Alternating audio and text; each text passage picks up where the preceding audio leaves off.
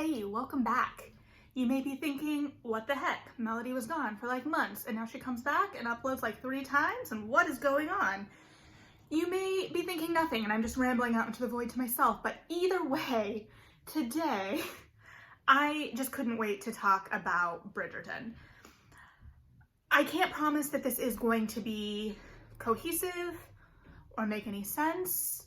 I'm worried because there's a lot of touchy subjects to touch on with this, and I know I'm bringing a lot of my own feelings, so to speak, to the table, but I want to talk about it. I watched the Netflix show the day after Christmas, and I have reread 3 Bridgerton books, but not necessarily in order. So I've reread The Duke and I, The Viscount Who Loved Me, and Romancing Mr. Bridgerton. I thought I had a library discarded copy of The Duke and I that I bought when I was a teenager, but it turns out my copy was of Romancing Mr. Bridgerton. So that's part of the reason that I skipped Benedict. I maybe will go back to him. Okay, if you can hear some noise, my upstairs neighbors are a little bit more moving around than usual because it's the middle of the day. So I apologize, but also I want to talk about Bridgerton and hopefully this works. So I skipped Benedict. I may go back to him. I'm not really sure. I remember that being a Cinderella-esque story. That's what I recall from that one. But the show is obviously based on The Duke and I, the first novel, which focuses on Daphne Bridgerton, the 4th of the Bridgertons. And I have been following the Twitter discourse somewhat. I was gonna say pretty closely, but that never really feels like an accurate statement. And I know that some viewers who maybe haven't read the books didn't catch on the naming conventions until the end of the series. So to be clear, the Bridgertons have 8 siblings because there are 8 books, and each sibling gets a book and they are named in alphabetical order. So we've got Anthony, Benedict, Colin, Daphne, Eloise, Francesca, which that tracks that I forgot about her, Gregory, and Hyacinth. I say that tracks because in the series at one point, Francesca goes to Bath. Like, we get to see her at the beginning. I think she's at the dinner scene, and then we just don't see her. And we also never mention her, so it becomes very unclear, I think, to outside viewers that she is a Bridgerton. And then all of a sudden, it's like, Francesca's coming back from Bath, and we're all like, okay. But that was also good because, like, right before that, I was like, where did Francesca go? Francesca? I don't know. I was like, where did she go? Why are we pretending there's not 8 Bridgertons? And it's funny because some of the promo pictures of the Bridgerton family, like, she's not there. Like, that is not the complete Bridgertons. Like, when that clip in the trailer where they're like, the whole family's back together, we should court scandal more often, whatever. Like, that's not the whole family. So if I was Francesca, I'd be a little miffed. Yeah. So there's that. There are some hints. We know that the father has passed. We don't find out how, although we are trolled by a bee throughout the entire series, and I will get into that a little bit because I'm unclear. I think it's 2 things, right? I think it's the series referencing how the patriarch passed, because we know from the books how he passed. There's going to be spoilers through this for the series and the books, so I don't know why I'm telling you about the naming conventions because I think this is just going to be a spoiler heavy thing.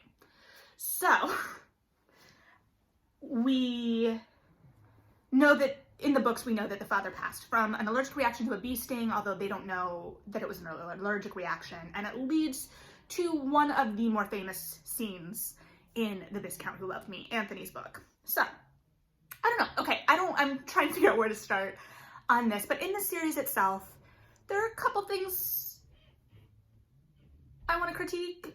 Obviously, there's a scene that we all know about the scene, I think, at this point, and the discourse around the scene. I had forgotten about that scene. So when I was hyping this show up, when I was excited myself, I read these books as a teenager, and I read the books as a teen, and I don't remember the scene, and I know it's been a huge discourse and conversation in romance, on like romance internet. And I'm not necessarily of that world, or at least haven't been when that was really more of a topic that people were delving into. So there are things that I just kind of forgot about that are problematic, and rereading the book was rough. So if you are a fan of the series, and maybe just because they did make changes, and I'm talking around things and I'll get to it, but we follow Daphne and a duke who has just come back into town, and he is a little bit aloof. We don't expect him to stay in town long, but he also is a good friend of Anthony Bridgerton. And his name is Simon Bassett, and he is very attractive in both the book and the show. The book, you just have to make it up, but I think the show really went above and beyond my imagination.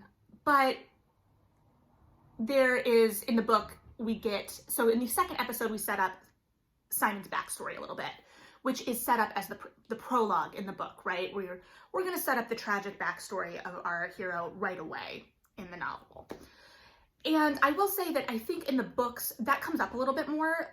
We obviously know about Simon. He was late to speak, and he had a stutter that he overcame, and his father pushed him away based on that and would not accept anything less than the perfect duke.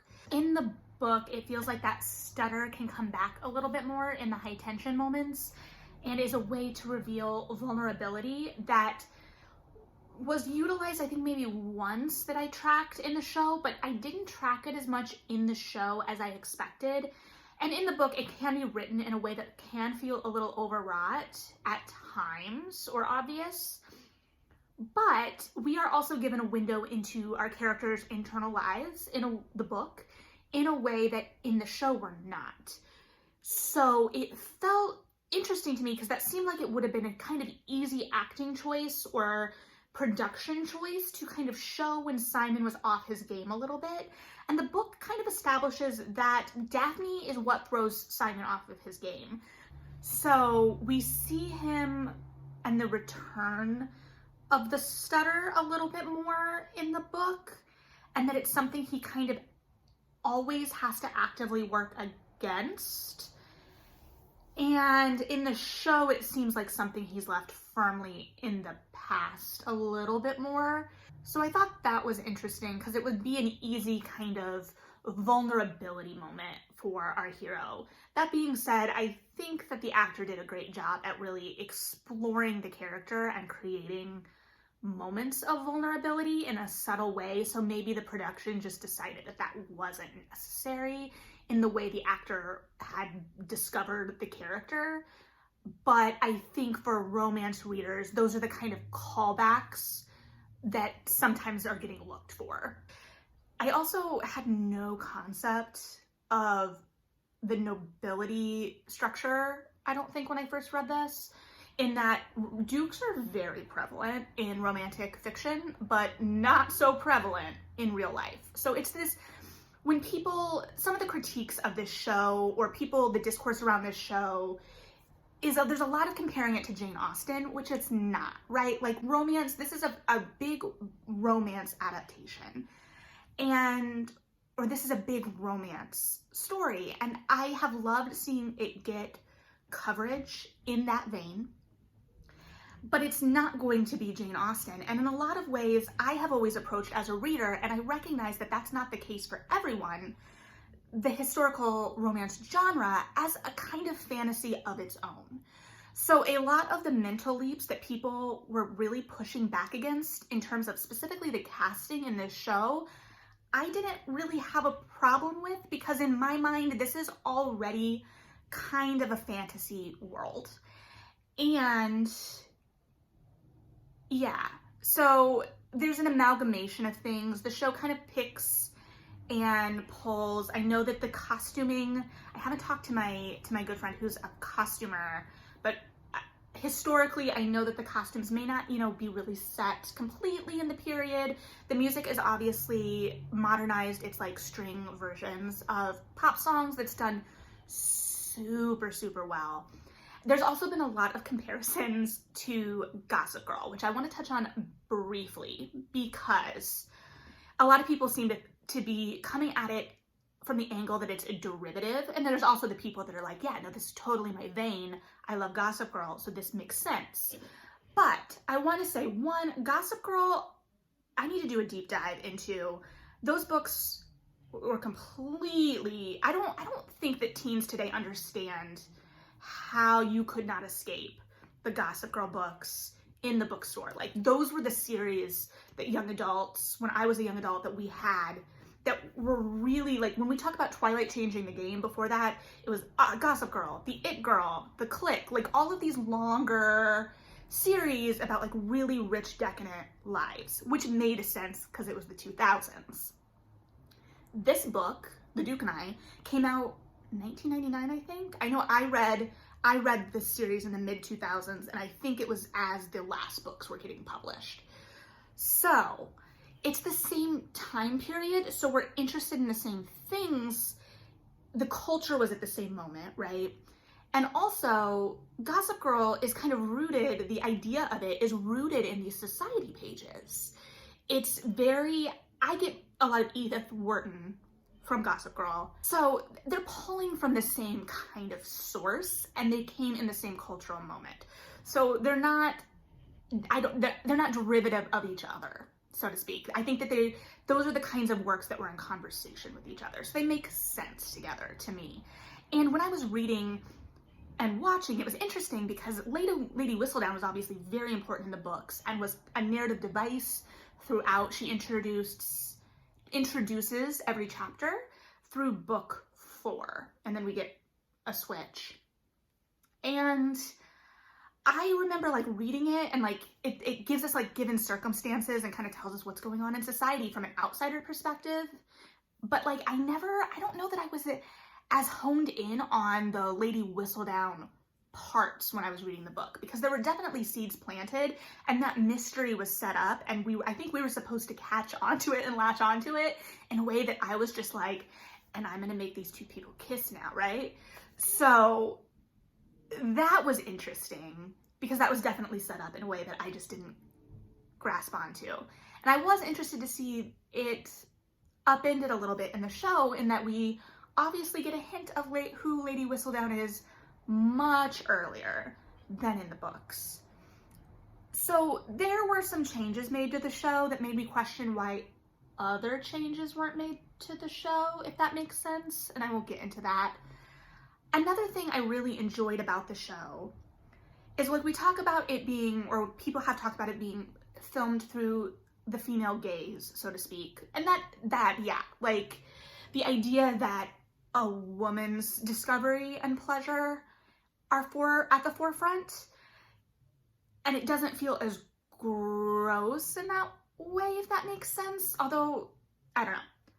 But I also have really enjoyed watching some of the behind the scenes stuff, specifically from the actors who are approaching this material in a very real way. This is coming from someone who, I mean, I didn't study as an actor, but I went to theater school. I have a theater degree and have a lot of actor friends. So whether they're doing very good at PR or this is the truth, either way, they're presenting it in the right way to me as a person, and that they're taking these characters very seriously.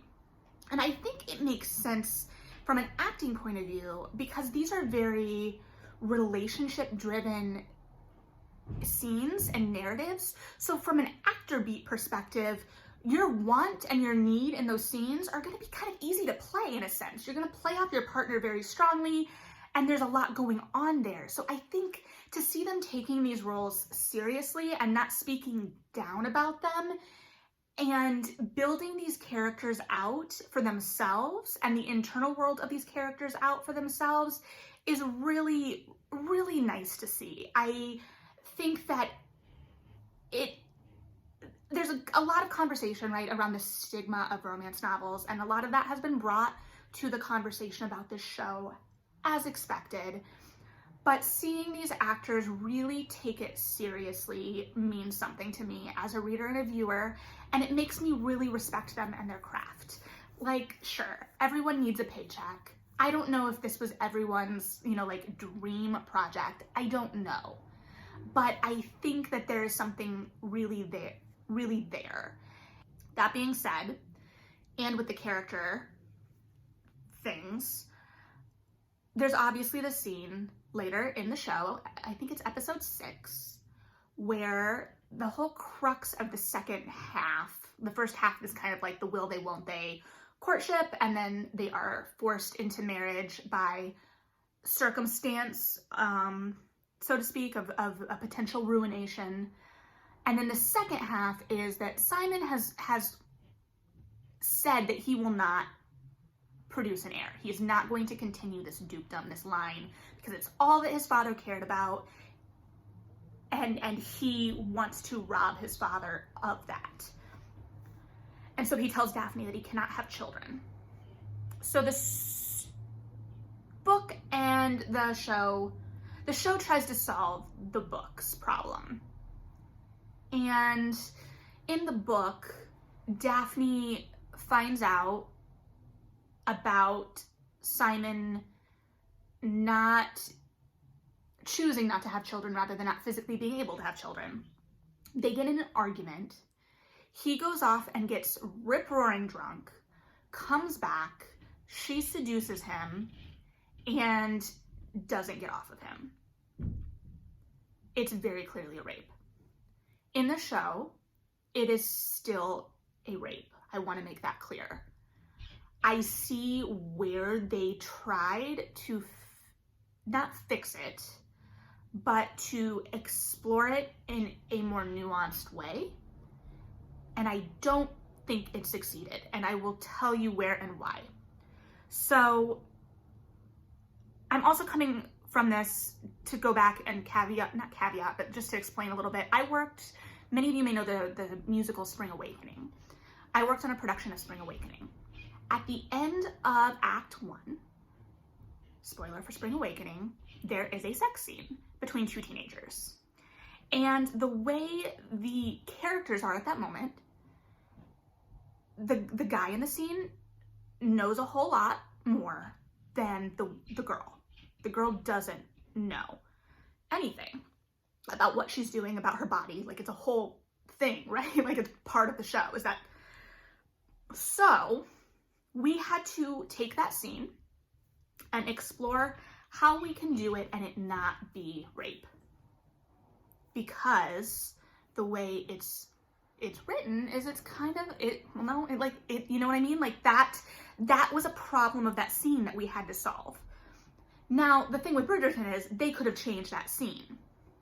They did get rid of the fight before, right? Like, they make it a discovery of Daphne's in the moment. She has a theory that she's testing. She doesn't really know what's going on. He does indicate that he would like their times to stop. So that's where, and you can tell that they're trying to solve that problem, specifically through actor beats, I think. I think they're trying to navigate that through the intimacy coordination, which I was also super happy to hear about, because that's super, super important that they have an intimacy coordinator on the show, both from an actor protection standpoint, but also from a storytelling angle, right? So if we're thinking about these scenes as a choreographed dance, like they described them, that's a good way to think about them in the context of how we think about them in romance, right? Because these scenes are always to forward the plot, reveal things about character. So I think in that scene, they were attempting to solve it by having it be a moment of realization, actor beat. He was kind of on the fence, actor beat, right? Like, he wasn't sure where he was in that moment. So they were trying to create some ambiguity there. That doesn't change the nature of the scene. Where I think the follow-up could have helped is that they never really, like, they had their fight. Daphne got mad at him, whatever, but even in the book, it always centers Daphne's feelings. Like, in the book, Simon runs away for a while. and Daphne thinks she might be pregnant, similar to the show. Like, there's things that happen, but it never, the show never really has that contention emotionally where she tells him how she feels, but he never expresses to her that he feels betrayed, that he feels violated. And I think just having them hash that out would have really helped, if that makes sense. I think there's a lot of problems with that, and I find it hard to talk about because it's such a delicate matter. I don't want to hurt anyone talking about it. And I recognize that I still am biased toward the show despite the scene. And I've been struggling with that, I'm not gonna lie. Like, I'm like, okay, how would I view this if I didn't have this emotional connection to the source material? Like, what? I don't know. So I've been debating that. Another thing about the show was kind of it played with Penelope a little bit more, I think. I think we saw her a little bit more center stage, and she's one of my favorites. And I think I reread Romancing Mr. Bridgerton recently. And here's some spoilery stuff for who people are going to end up with, potentially. Colin, obviously, in the books, ends up with Penelope.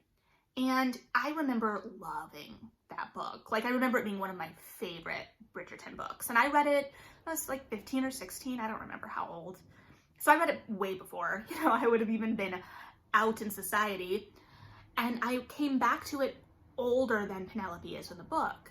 So she's considered on the shelf. And it was very interesting because I think for many, she is kind of a self-insert character. Or at least she was for me. I kind of, you associate with like the kind of awkward wallflower types, but she's also still very strong and close with the Bridgertons.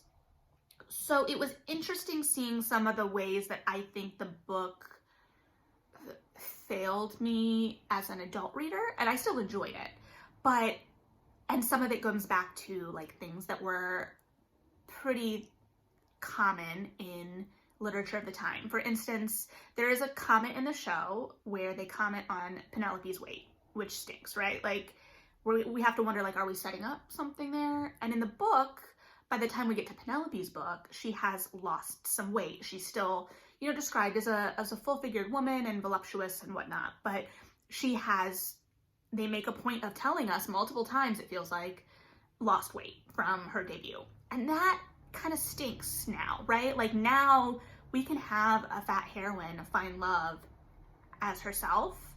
And part of me has been hoping that that's where the show will go.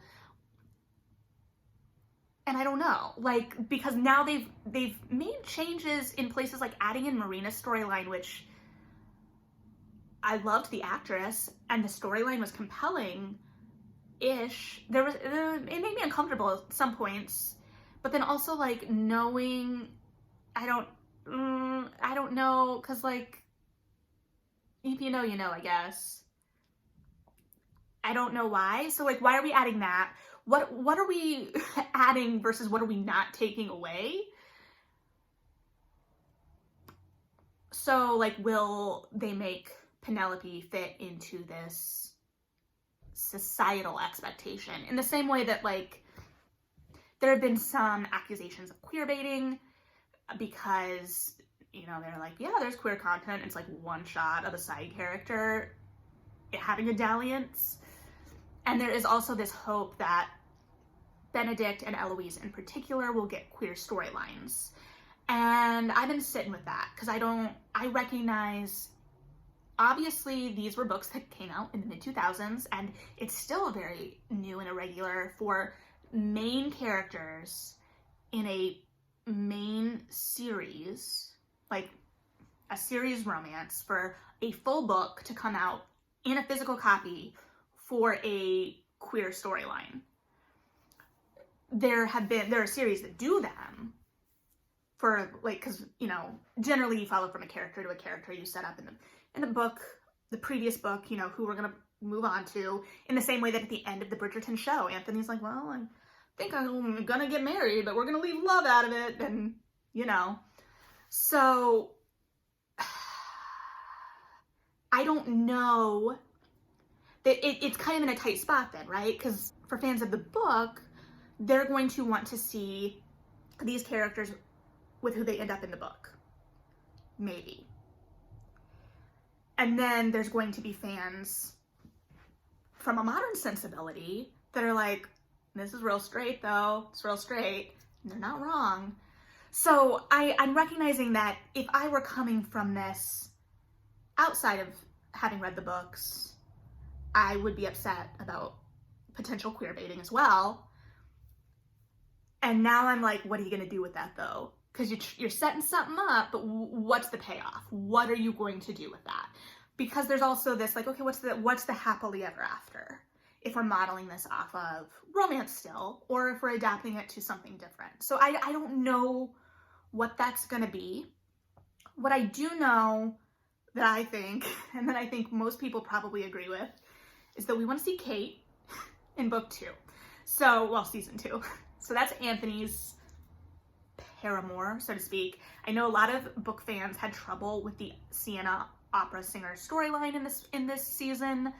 I thought it was done pretty well, and I like that she kept her head in this, so to speak, throughout it all, right? Like, she clearly had feelings for him, but she was a well-rounded, strong character in her own right, and we didn't, like, it wasn't about her just being a set piece or a puzzle piece, so to speak, because I also don't want to just, like, throw a woman under the bus for the sake of a future romance.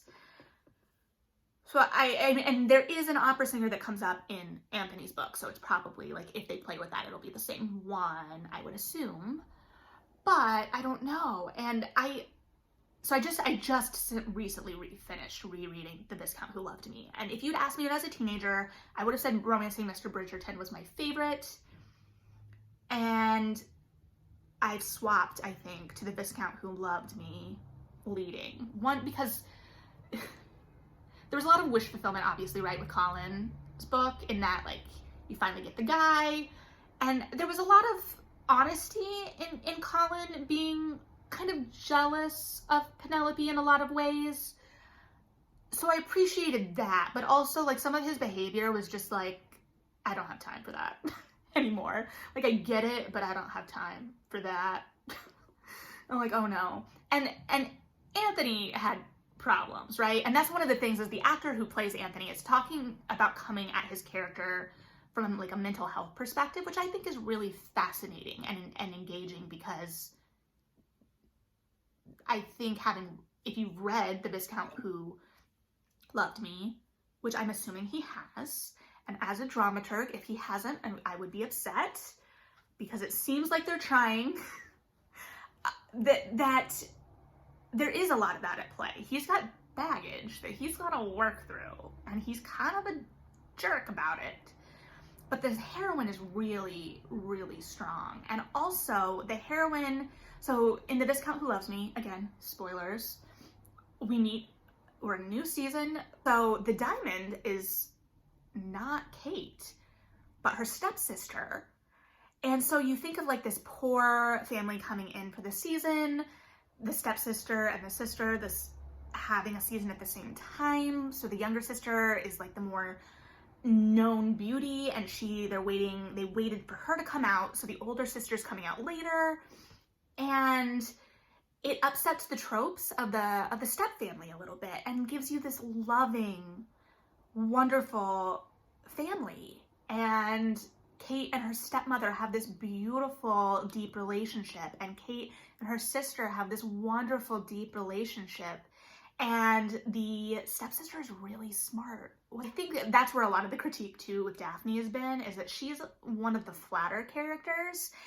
However, I think that some of that is unfair, in that she is, and I think the show tries to show that she feels very compelled by the responsibility she feels as the eldest daughter. And they talk about, you know, her paving the way and her match, making it so her sisters don't have to worry as much. So she buttons in a lot, and that is hard to show on screen. So I think they try, and then we get to see her starting to let her guard down with Simon. So she's not, you know, as traditionally interesting in the ways that we think, but I don't think that she is not complex. There were a couple moments with Cressida where I was like, oh, Daphne, that's kind of uncomfortable. But also, the show tries to set up, and I do think they start, like, Cressida's awful through the whole series and will continue to be awful. And I hope they give that actress the opportunity to continue to be awful, because I kind of loved her being awful, and I don't think they actually gave her enough of that. But yeah, so Kate is much different than that. She feels of herself as just kind of her sister's protector, and then she starts running into Anthony, because Anthony just decided he's going to marry the best, and feelings aren't a matter of it, but he's been told that he has to win approval of the sister. So there's a whole lot there, and there are obviously storylines that have been set up in the show where I can see where that will be weaved through, but also, like, where will it change? What else are they going to continue to change? I don't know. Like, I guess I'm conflicted in that I really enjoyed it because it gave me that escapism, but it's also now a larger narrative, right? Like, we have to have these conversations, and we have to have serious conversations about the way some of these things were handled and depicted, because we have to, and we do with the book too. Like, I will say that I did appreciate that they gave us the epilogue, right? So in romance novels, except some newer contemporary, like, trade, I've noticed, are leaving these out, and I do not like it. You have your emotional, because romance novels, you know, we talk about the happily ever after, and that being we need to get to. So, and I'm sorry to people who know romance, like, I'm talking down about romance, but basics. But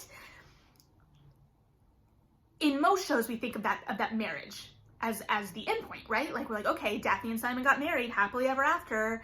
But in romances, it's about getting to that satisfying emotional happily ever after, right? Our characters have to be emotionally settled.